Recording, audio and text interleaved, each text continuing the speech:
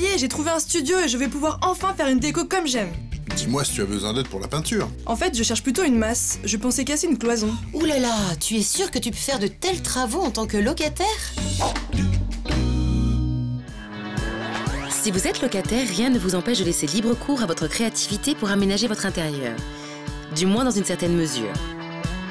Selon la loi, tout locataire a le droit d'effectuer des travaux d'aménagement dans son logement sans autorisation préalable du propriétaire, à condition toutefois que ces travaux ne transforment pas les lieux et les éléments d'équipement. Mais que faut-il entendre par travaux d'aménagement?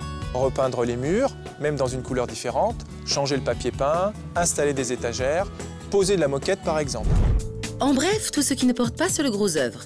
Donc si par exemple l'envie d'abattre une cloison ou d'installer une salle de bain vous prend, pas de précipitation. Il est indispensable d'avoir le consentement préalable du propriétaire.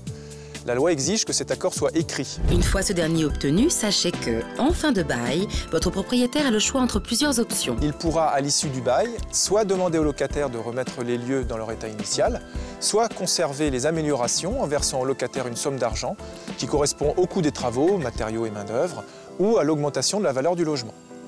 Il est préférable de se mettre d'accord avec le bailleur avant les travaux sur ces différentes issues. A contrario, si vous n'avez obtenu aucune autorisation de votre propriétaire, il pourra, à l'issue du bail, soit exiger que le locataire remette les lieux en état, soit garder les transformations. Mais attention, dans les deux cas, il n'est pas tenu d'indemniser le locataire. Si vos travaux ne transforment ni les lieux ni les équipements, vous n'avez pas besoin d'autorisation préalable. Dans le cas contraire, le consentement écrit du propriétaire est indispensable. Car sans accord écrit préalable du propriétaire, ce dernier pourra exiger en fin de bail la remise en état à vos frais. Quand même, Elodie, tu devrais demander l'accord du propriétaire avant de tout casser, non?